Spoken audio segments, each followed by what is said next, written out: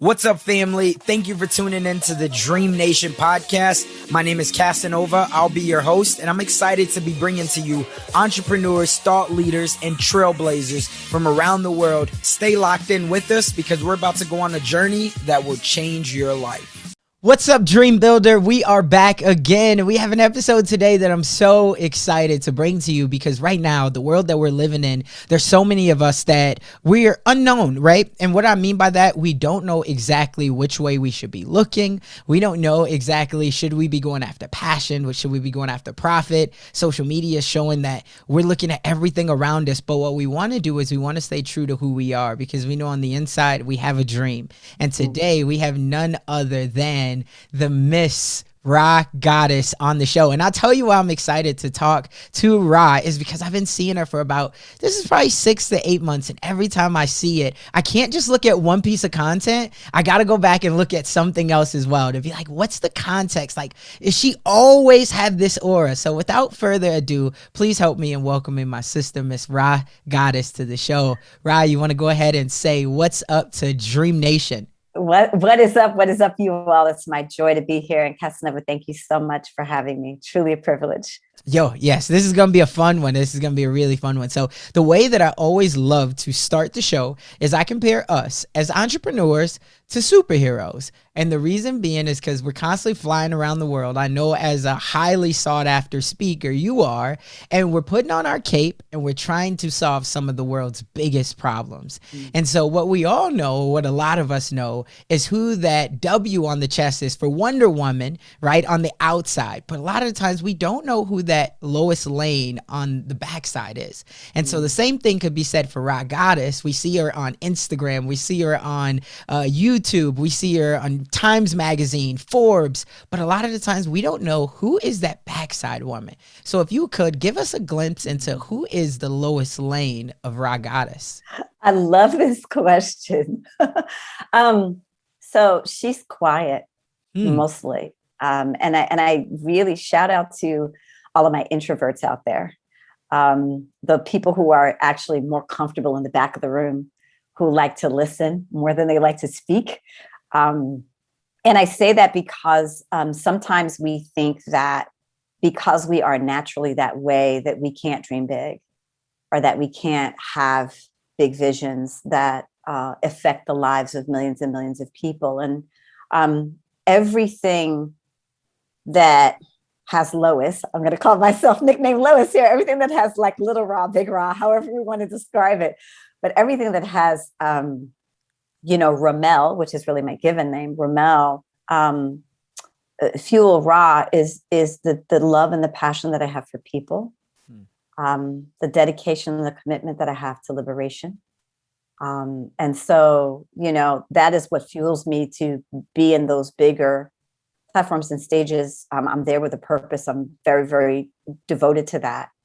But when I'm not doing that, I'm reading, I'm in nature, communing with nature, I'm loving up on my family, very, very quiet life in comparison to, the work I believe I'm being called to in the world. So it's a great question. Yeah, no, I love it. And thank you for sharing. Because I think right now, a lot of people, they'll be able to maybe put their guard down a little bit because they see you as a speaker and they're like, oh, she's always on stage.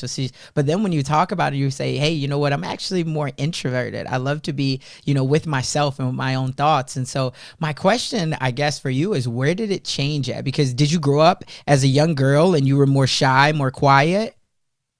Yeah, it's great. I think I always had this very rich inner world as a young girl. I love to read. My parents. Where did you grow up? So I grew up right outside of New York City, New Rochelle, New York. Shout out New Rochelle, whoop, whoop, Westchester County. But spent a lot of time in Manhattan and then spent a significant amount of time in Brooklyn because the constellation of my family was mostly in Bed-Stuy, Crown Heights. That was sort of the community for me growing up. And I think I always had this very shy side to me because I did enjoy being by myself. I loved reading and sort of escaping inside of imaginary stories and books. And my parents obviously were really strong on education. So I think just from that, like sort of early indoctrination, it was always about, knowledge and the amassing of knowledge. And my father really modeled it. He was somebody who read 60 to 70 books a year consistently. And, I remember as a kid, like our front hallway of my childhood would be stacked with books. And my father didn't read like these little, primers. He was reading encyclopedias. He was reading, you know what I'm saying? Because he was reading these big, thick volumes, world history part 5. You know what I mean? Yeah. And I used to sit at his feet, literally. So he had this chair that he used to sit on. I used to sit at his feet. And he would always have a book open, and he would always be speaking from, sharing from this book. And so I became this sponge, I think, at a very young age. And that lent itself to, I think, this more quiet side. I had a more boisterous side, but it was, it had to have a purpose or reason, and I think that lends itself to kind of how I show up today. If I can get on the stage if I need to, if it's important, if it matters to me, I'm there. If it's fluff, less interested. Got it. No, I respect that 100%. And I agree with that. Let me ask though, so at what point did you decide that I need to become a world changer, right? And the reason why I say that is because you're getting the knowledge, you're getting the information, you're becoming a sponge, but at some point to become a teacher rather than just a student, that's a whole different transition. And a lot of people shy away from that because then as you get older, you get those limiting beliefs, right? And for you, it could even be the sense of, and I don't know, I'm not assuming, but like it could even be the sense of I'm not as good as my father, right? So like I can't share. So then if you're already more shy and you're already more introverted, you're like, hey, I'll just get the lessons, but I don't know if I can necessarily teach it to someone else. Where did that start to transition for you? Yeah, I mean, I tell the story that I came to my purpose kicking and screaming, and it is why I have so much compassion for so many reluctant leaders out there or reluctant change agents, I would say, out there. It began for me, I think, in terms of really crystallizing in my early 20s. I mean, all throughout my childhood, listen, my parents were very active. They marched with King. They knew Malcolm, and I had the privilege of being this change of life baby, with parents who were born in the 1920s. Right. So they had survived Jim Crow segregation. So I literally got the firsthand accountings of those kinds of things, which is rare. Do you know what I mean? And a tremendous gift. And so my sense of purpose and calling from the perspective of wanting people to be free, from the perspective of justice and equality came at a very, very young age. But I think my moment of being thrust into the spotlight came in my mid-20s when I went through what we know as in the astrological terms, a Saturn's return. And it typically happens between the age of 24 and 27, where your life sort of gets thrown on hilt. Like, it's interesting when I hear your story, I would wonder at what age all of this went on. Because I'm like, I wonder if that was his Saturn's return, where your life literally, it's like the universe takes your life and just turns it upside down and kind of, if you had a bag, it's crazy that you say that. Dumps the contents of the bag onto the floor. And then you start asking these very big questions about who you are and what really matters. And for me, it began with the death of my mother at 26. And it was for me, very visceral experience. I was very present. It was just she and I in the room. And so, and it took me 7 years, Casanova, to really be able to talk about it. Like, that's just how devastated I was, because my mom was larger than life, very active in community, definitely for me, the person who really sort of set the standard of excellence for me in my life and work, and really in partnership with my father instilled these values of like, there but for the grace of God go I. So you never look down your nose at anybody, right? Because that could be you tomorrow, or 5 minutes from now, right? And it was them coming from a history of having to fight for basic dignity and respect for much of their adult lives. And so I think it was her passing at 26, and which was the sort of the beginning of my Saturn's return, and then losing 5 other people in a period of 5 months who were very, very close to me, two of which sadly were brutally murdered. Wake up call, right? And it's interesting because I started to ask these questions. I began being drawn to my creative voice. I began really thinking about how I wanted to do more for community in a way that was more impactful. I was always working local, community-based organizations, local activism and organizing. That was always a part of just my growing up and my upbringing. It was what I was surrounded by. But this idea of potentially envisioning bigger or thinking bigger. And I began to do work as a poet and an artist. And that took me all over the world. And this intersection for me of arts and social justice and arts and social change and social impact then became that next sort of chapter and era of my life. And then at some point I went back to sleep. And I say that because sometimes it happens with all of us. If you live long enough, you're going to have seasons and reasons and stages and phases of and evolutions in your calling and your purpose. And I was doing really great as an artist, but then really sort of got into business and wanting to understand more about sustainability and profitability and making money. And I sort of detoured a little bit and was kind of like, well, let me start to do what feels more safe. Let me start to do what feels more aligned. And so my artistry was a part of that, but then it was about teaching and it was about facilitating and it was about leading trainings, and that was in my blood, but it was doing it in a very safe way. I'm over here in this little corner of the world where nobody knows. And I do think, to your point, it is the question that we all ask: who am I to do this? Who am I to think I can do this? Mm-hmm. Is anybody really going to listen to me? Will they come? Is there real value? And I think we all on some level go through that, and this is the place where mentors make a difference. This is the place where coaches make a difference. This is the place where advisors, whether they're formal or informal, make a difference. This is where sponsors change the game. You and I know this, right? People who see what we don't see and who are willing to call us forth.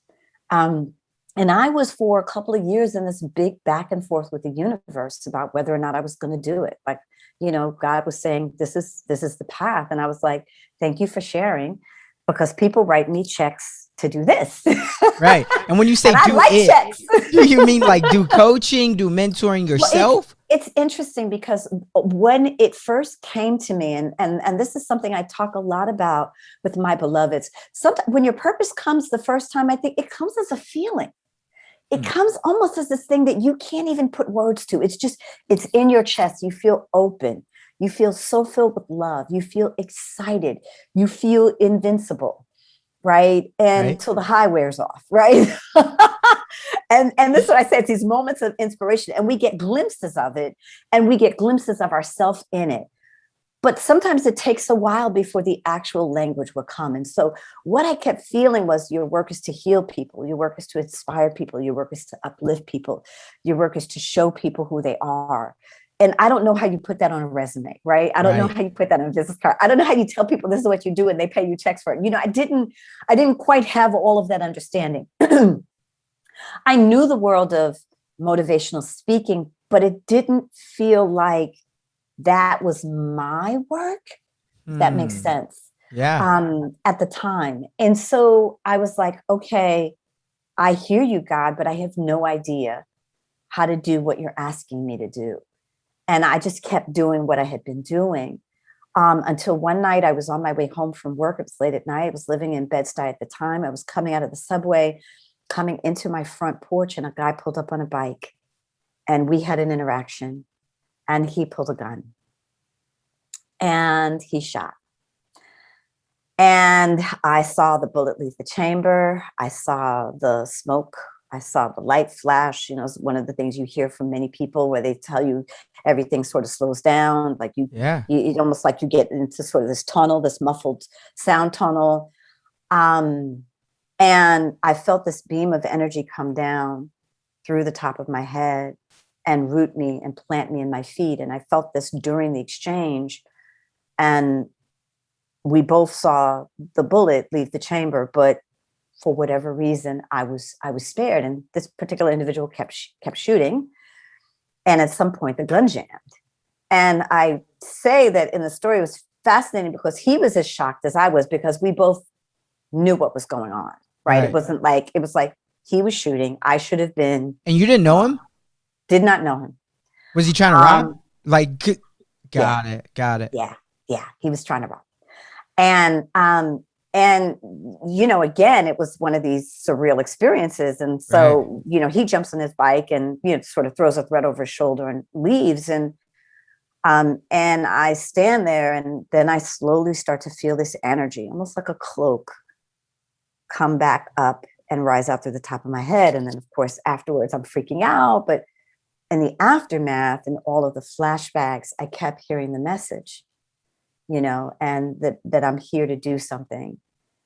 And either I'm going to say yes, or the universe was going to take me out. That was basically the message. Like, you're going to do what you're here to do, or that's it. I'm not, you know, playtime over. Right.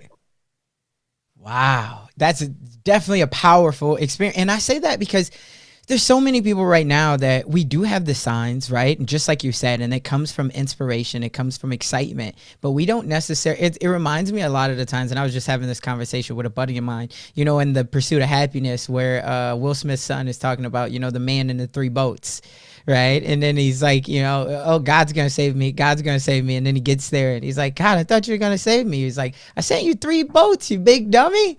And a lot of the times, like, that's for a lot of us. I know I've even experienced that. And it's crazy that you say, I've never heard about, you said Saturn spaces? Saturn return. Saturn's return. Yes. And it's crazy because when I lost my mom job home, I just moved here to Omaha, where I am now, and I was 27 years old. Right. And that was that changing time for me. And just like you, I was very, very close with my mom. And so it was something that we did not see coming at all. And on top of that, I had my grandma, who was still here at 72 years old. And it was like she had just lost not only her only child, but a companion, because she lived with my mom for 40 of her 50 years. But even with that, I still had my son and my wife. My son's 2.5, and my wife is now supporting me, not only emotionally, but financially, because I lost my job, and it was just a chain. So it was all of those things to where I was asking myself the questions of like, why me? Like, you know, it just feels like every time I'm thinking that things are going to go right, and then all of a sudden things go left, and you could say that's wrong, but I always love to live by that kind of old ancient saying of who knows what's good or what's bad.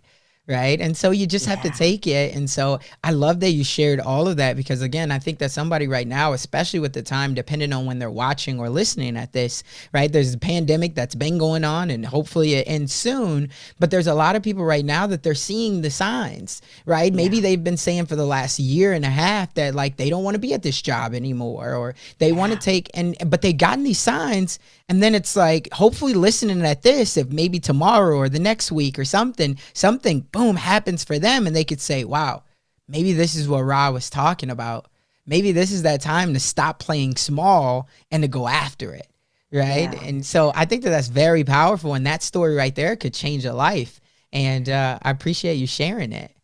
Thank you. Thank you for allowing me the space to do that. I mean, I think, you know, what I want folks to know, no matter where you are, because some of us ask, you know, do I have to hit rock bottom? Right. Before I make the turn? And the answer is, we don't have to. Right. Right. And at the same time, there is a wisdom in our journey that we can't always understand or see when we're in the middle of it. It's only when we can reflect back that we can go, oh, that was why that turn was a left turn as opposed to a right turn. Oh, this was why I left the house when I, you know, thought I was supposed to have stayed, or, oh, you know, and so we know, if we can remember, that it often makes sense when we're looking at it in our rearview mirror. But sometimes it doesn't make sense when we're in the middle of it. Right. And so the thing that I ask of every single one of us is to start to carve space to listen and reflect, so that it's not like we develop a practice of reflecting every 5 years, right? Or even for many of us at the end of the year, but we actually develop a practice of reflecting daily, because the messages are there. Right. Every single moment of every single day, you are being communicated with. by whatever you want to call it, God, source, creator, the universe, love, whatever, you choose to call that energy, that higher wisdom of which you are a part of, you're always being communicated with. And so the more that we can create space for it, space for the ideas, when the ideas come, that we actually sit down in our journals and we write, we don't necessarily try to worry in that moment about how we're going to make it real. We just honor the fact that we got the download. Right. And then tomorrow, you see what I mean? Here comes the next download. I love it. I love it. So let me ask you though, because there's some people out there that's listening right now that they say, okay, that's great, right? But I still, like, she wrote a book called The Calling, right? And it's stay true to who you are. But there's the second part in there, which I think goes through the love, but it says get paid.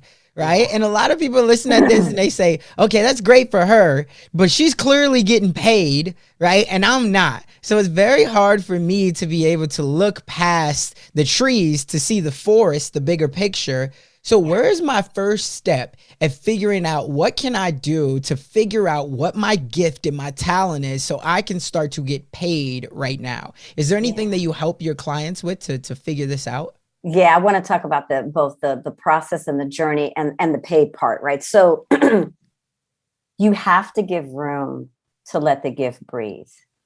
You have to give room to understand what the gift is. A lot of what happens for us, Casanova, is we get the idea, and then 30 seconds later, we're trying to figure out how to feed a family of 10 on it. And when the idea can't stand up to that kind of scrutiny and that kind of pressure, we abandon. Right. And so we have to be willing to be in a process. For some of us, that means we need to develop a transition plan. It means I'm not quitting my job today, but I have a plan that's going to enable me to quit my job in 2 years. Right. For other people, it is, you know what? I am done. I am ready. I've got the nest egg. This is about confidence. This is about courage. This is about being willing to say yes to what I know has been true all along. Right. And so each of us has to feel into, where are we in the journey and what is the best next step for each of us based upon where we are? So I'm going to say to you, listen, if you have a family and you have a sense of what you need to take care of your family, you know what that business or that idea needs to earn, then it's about creating and structuring a plan that enables you to transition in a way that is fiscally responsible, right? And this is the work that we do with our clients all the time, right? So transition plan. For those of you who you have the nest egg, you have all of the resources, and even it may not be that you're starting your own business. It may be that you're moving from one company to another. It may be that you're going for a promotion or an upgrade in terms of environment and role, and there's fear there. And you need to create a space or an opportunity or environment where you can be supported, where you can be encouraged, where you can be cheered for and rooted for, whether that's your bestie or whether that's you hire a coach, right? Or you join a community or a circle and you tell the truth about what you're up to, and you have people who are willing to lovingly hold you accountable, because we know that the promises that we make to other people, often we will keep them quicker than the promises that we make to ourselves, right? For the most part. So you have to start to get into an honest conversation with you about what's in the way. You have to get to an honest conversation with you about what do you need to succeed, and start to explore that question, because for some of us, we don't even know the answer. We've never asked ourselves the question, what is it that I personally need in order to be successful? I can watch everybody else's success. I can hear about the things that were influential for them. But at some point, I still have to make that extrapolation back to me. Right? Am I the type of person where I need the kick in the butt? Or am I the type of person where I need the hug and the cookie? Gotta be honest. And depending upon the day, I know both. Am I the type of person that I'm a back against the wall kind of person? Like when the chips are down and I have to perform, that's when I'm really, that's when brilliance and magic show up. Or am I the type of person where my belly's full and I know where I'm going to sleep at night? Then I can think. And you have to sort of begin to ask yourself those questions, right? The get paid comes from a willingness to honor what it is that you are here to uniquely bring.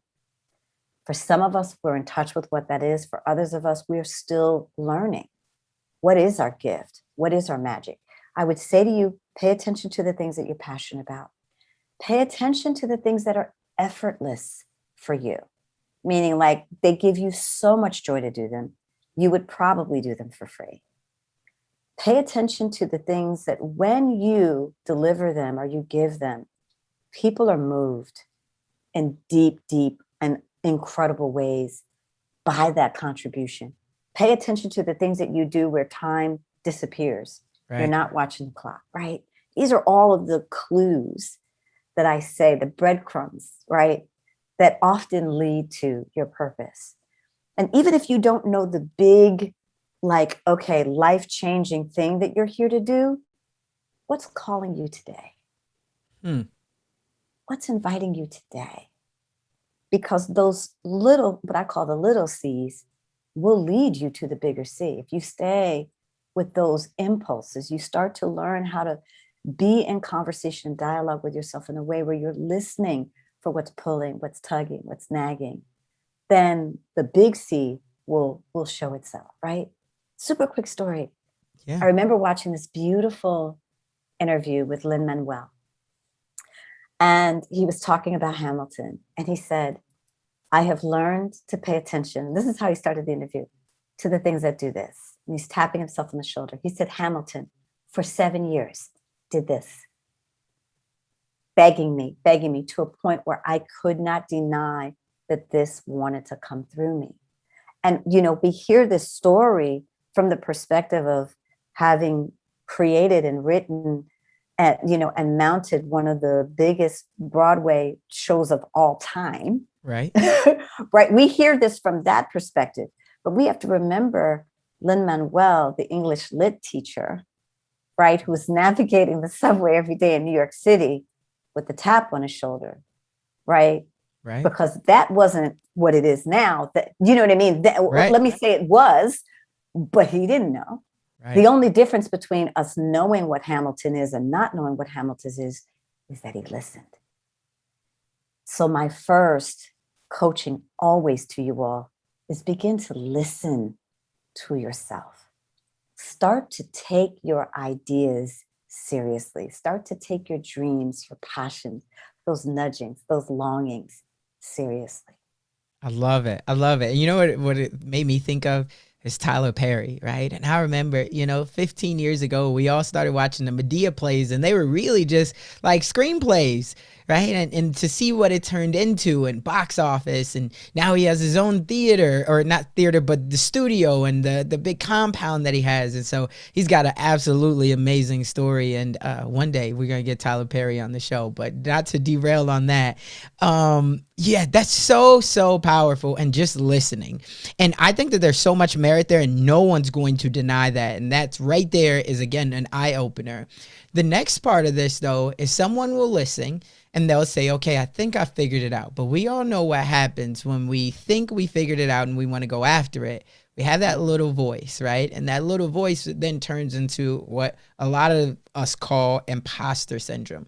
Of, am I really able? Because just like you said, when we do something, naturally, I think when we do something, we want to have a major impact in the world on it. And you reference, right, trying to take this idea and feed a family of 10, which I thought was very funny, because that's what we all do. Like, it's going to be the biggest thing ever. It doesn't matter what you're trying to do. And so with that, it can maybe sometimes put fear in us. So how do we overcome that next level of the imposter syndrome and just maybe taking it one step or one bite at a time? Yeah, there is a beautiful verse in the Tao Te Ching, verse 63, that says, it is the small that becomes great, and it is the few that become many. And I think there is a way that we dismiss the small. And the truth of the matter is that anything great that has ever been built has been built one brick, one step, one moment, one day at a time. And it is about persevering. It is about the practice. It is about the consistency. Like, none of the people you've named, Tyler Perry, Lin-Manuel, any of the folks that we've named, this was not overnight. Right. And we hear this all the time, right? The 10-year overnight sensation, right? The 10,000 hours, right? We talk about, shout out Malcolm Gladwell, right? So we hear all these terms, but I think sometimes when it comes to us, we look at, IG, or we look at, all of the sort of channels, and immediately the comparison begins. And I heard a woman recently say, I don't know what it is about us that we compare ourselves on our worst day to other people on their best day. You know what I mean? And sort of we compare ourselves at day one to people who are at year 50. Right. And, and all we can see is the gap. Right. And so that can, as much as it can inspire us, it can also demoralize us. Mm-hmm. And so we have to learn a particular kind of patience. We have to learn a particular kind of self-love and self-reverence. And I'm speaking this directly in the context of your money, right? Because I know that this is the big question that everybody always wants answered, is about the money, right? And I talk about this in depth in the book, right? Your get paid is an extension of your love. It's an extension to the degree to which you are willing to love others through the gift that you give to the world. And it is the extension to which you are willing to receive love in the form of compensation, whether that's acknowledgement, praise, financial, right? Accolades, however you define it. Some of us are really good at giving, Casanova, but we're really lousy at receiving. Right. Some of us have hardened our hearts because of what we've been through. And so even in the loving, we're holding back. Somebody asked me this question, why did you put everything in the book? They were like, my God, the worksheets, the download, they were like, you just gave it all. And I said, yeah, because I love you all and I want you all to have it all. Right. I held nothing back. Right. And I'm saying that to say that if we could imagine, and this is an important question you want to be asking yourself as you take an inventory of the current state of your work. Are you doing the work of your heart? Are you doing the work with love? Are you holding anything back? Because if you want to know where your money is, that's where your money is.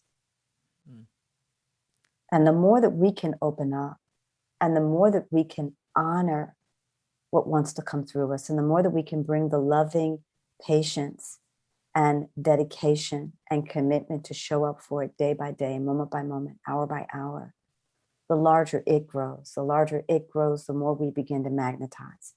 When we align with the thing that is ours to bring, nothing can stop us. Love it. I love it. And that's an incredible perspective, because I know a lot of the times I get asked the question, so I ask it to other thought leaders, is which do you recommend going after, your passion or your profit first? And a lot of people always say, profits, but I'm hearing a different perspective from you. Maybe I'm not, but the reason why I say that is because you say that, like, hey, if you can figure out your passion and you can do it with a great amount of love, right, that you would do it for free anyway. And then the way that you receive it back, there'll be so much profit in that. Right. And so that's why I heard a different perspective, because a lot of people only come from the business sense. But the way that I just heard you say it, I think that I would be comfortable if I didn't already have something and I'm starting from maybe looking at doing a pivot. I think I am looking deeper into my soul, and I'm trying to figure out, again, if I have passion for this, especially with the world that we live in today, where you can create an audience off of anything. I'm looking at that as my profit. First, as you said, it's praise, then it's probably recognition. And then from there, I know that the money's going to come. I just have to figure out a way to be a little bit more unique, because somebody's already getting paid for whatever that thing is. Right? You just got to figure out, how can you be a little bit more unique, and how can you love on the audience a little bit more? Yeah. And I would say that do not underestimate that you are the biggest asset you have. Your journey, your story, your perspective, your energy, your presence. So yes, there may be other people out there doing what you want to and aspire to do, but they are not you. And every single one of us has people for whom our medicine, our energy, our vibration resonates with. And it's our opportunity to find those people, and our opportunity to make ourselves available so that those people can find us, right?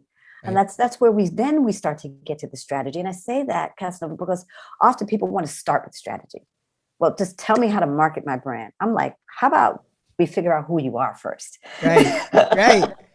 And not who you are in terms of, do you like blue cellophane or red cellophane, but who are you as a soul?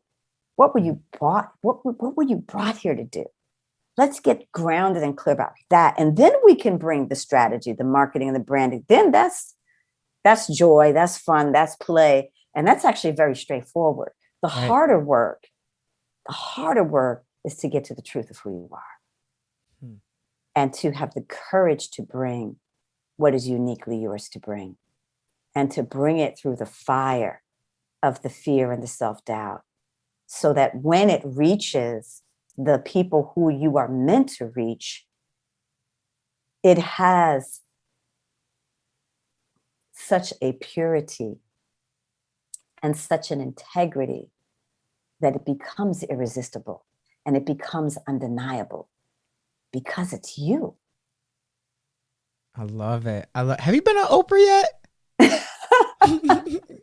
Not yet. Thank you for asking. And if it's meant to be, to it's coming from your mouth to God's ears, if it's meant to be, she and I will find one another. I love her, but I think that for me, the less than sort of the grandstand or the platform is I want us to know that this is accessible to us. Right. That this is not. There's nothing more special about anybody else than you.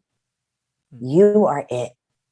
And when you can see that you are it in your eyes, not from an egoic place, but from a spirit place, from a grounded place of love, when you can see that you are it, my God, everything's possible.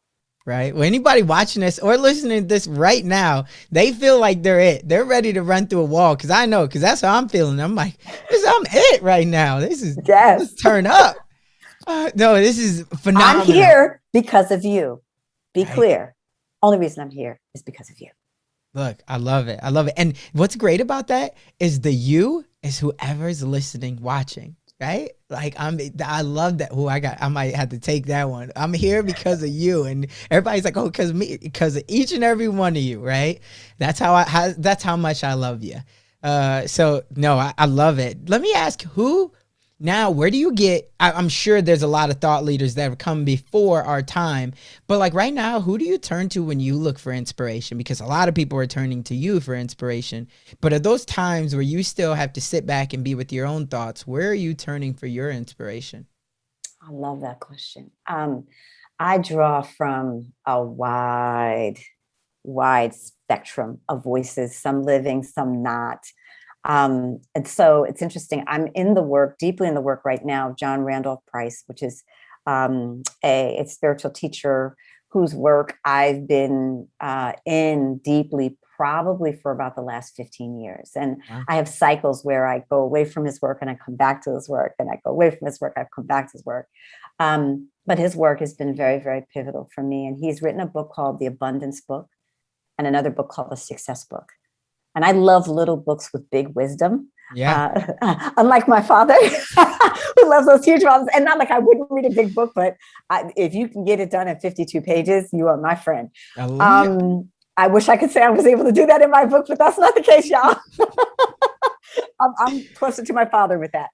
But I would say his work. Also for me, a book that was pivotal and game-changing for me was The Science of Getting Rich by Wallace D. Wattles. And that book is in the Commonwealth now, but if you let us know, Casanova, we'll make the link available for your audience. So we'd love to give it just as one of the gifts we can give and make available.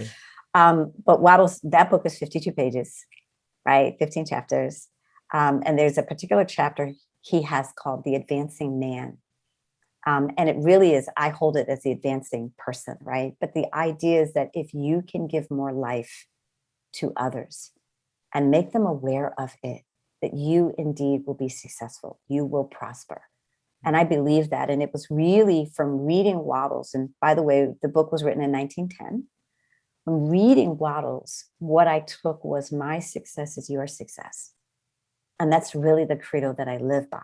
Right. That if I am able to, through my efforts of being of service to you, contribute to your success, then I am by direct result successful.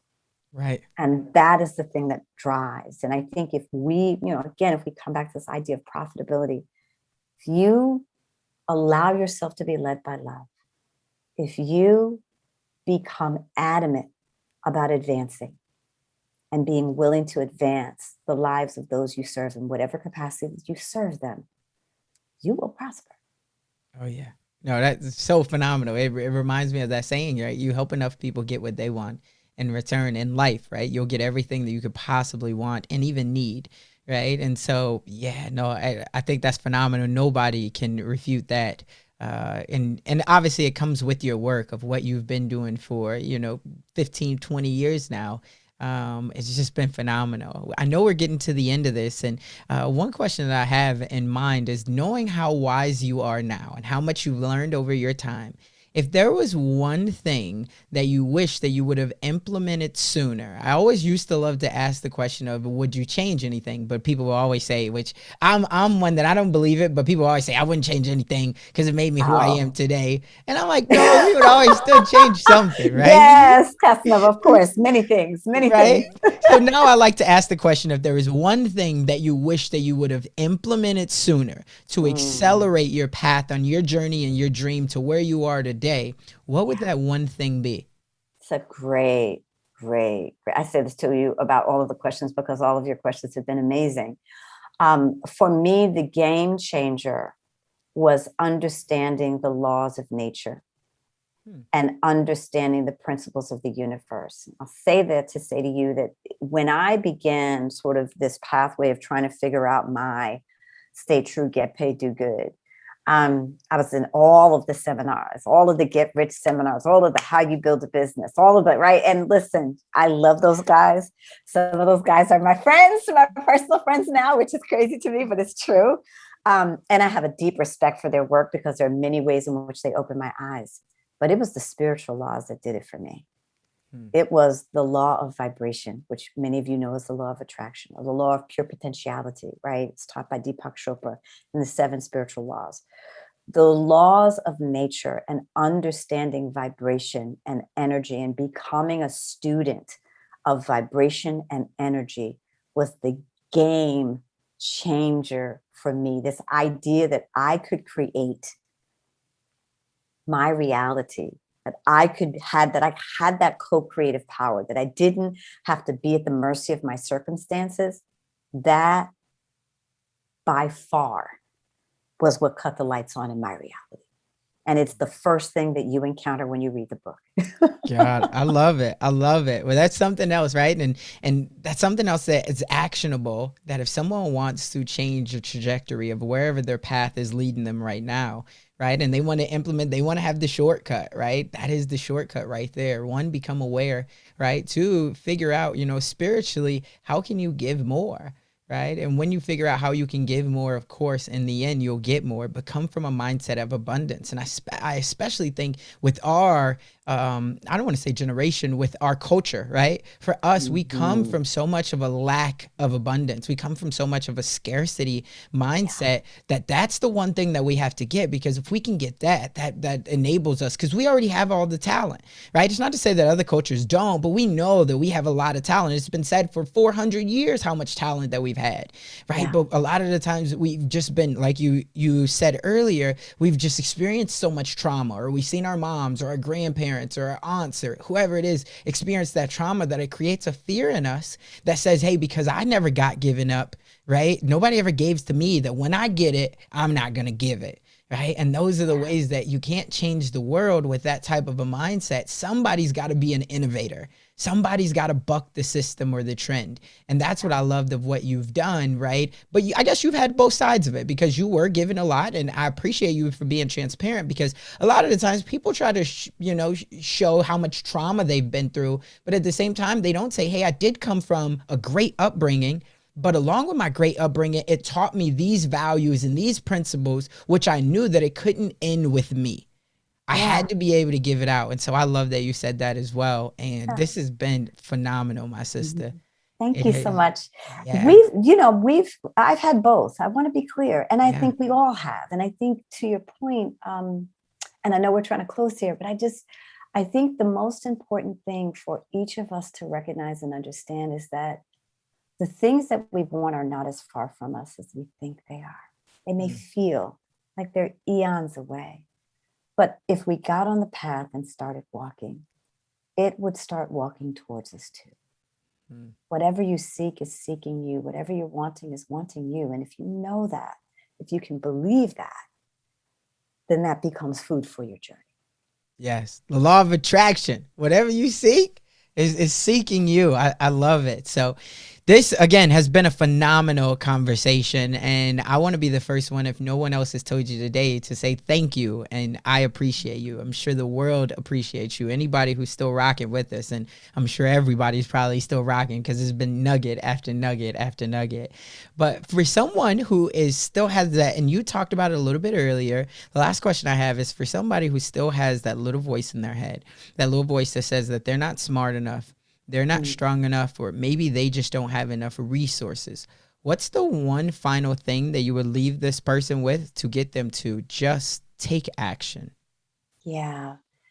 It doesn't have to be perfect. You don't have to believe it all. It's your willingness to say, today, I'm going to take one step. And I'm going to take my terror with me. As I say this all the time to my beloveds, take your terror with you. Take your fear, self-doubt. You don't have to leave them behind. Take them with you. Put them in your bag. It's okay. At some point, you'll decide when you want to put them down. But for right now, I don't care. Take it all with you. Move. Be willing to move. In honor of you, be willing to move. I love it. We're going to make sure that we put all of the links of not only the books that you mentioned, but of course, The Calling, your book, in the show notes. But for anyone who wants to stay directly connected with you, where can they find you at? So I'm at movethecrowd.me, as in move me. So movethecrowd.me is where you can find me. Also, I know we're going to be giving a gift of a masterclass today because many of your beloveds are trying to figure out their next pivot, their next move. So we're going to be giving you all a free masterclass called Pivot to Your Purpose. Love it. And this is really about helping you find and figure out your plan rooted in what is really calling you right now, and helping you develop the courage, as we said, to take those first steps, that first leap, and get on the path. And so this is my joy, my honor to do that. I'm also at Rha Goddess on all of the channels, IG, LinkedIn. Clubhouse. Haven't I seen you in Clubhouse? Yes, I peeked in a Clubhouse. Yes. Every once in a while, you'll see me very stealthily moving around in Clubhouse, as well as, of course, IG and Facebook. For those who are even still on Facebook these days, I'm there. So yes. Cool. Well, we'll put all those links in the show notes. But remember, Dream Nation, just as she said, you have to move, because we all have a dream. But if you don't take action on that dream, as we all know, that dream will only merely be a fantasy. That's all for this one. We'll catch you on the next one. That's all we got for this episode. Thank you for sticking around. That truly means a lot to me, and hopefully that means that we delivered massive value on this one. If you haven't already, the way that you could say thank you to myself and the team is just by heading over to iTunes and leaving a review and a rating. That's what iTunes loves to see. That's how we get out there even more. And I would definitely be grateful for it. I know the team would as well. Do me a favor and head on over to DREAMNationPodcast.com. That's where you're going to be able to find all of the resources that we talked about in today's episode, as well as more exclusive content. And you'll also be able to sign up to our email list where we have more exclusive content. And we always love to hear the feedback from you all, because you're our tribe. So remember, in the dream we trust. We'll see you on the flip side.